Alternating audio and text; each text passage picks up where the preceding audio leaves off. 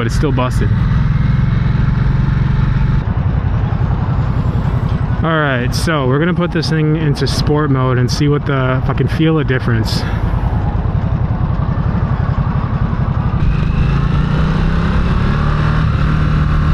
Alright, so I can... Oh, fuck, yeah.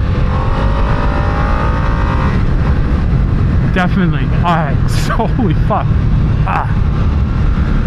Okay, so this bike in sports mode feels like a completely different bike now. Between road and sport, it like opens up.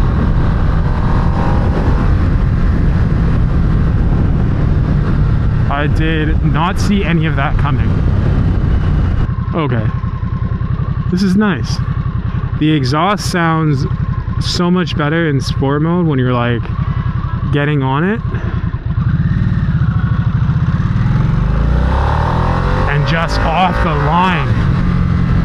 Woo. This thing rips.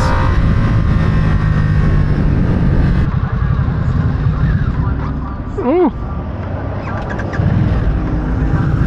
I don't know if I'm crazy, but it sounds like I'm hearing some bop-bops in the back. Alright, so we're just gonna take a break, get some photos of it right here.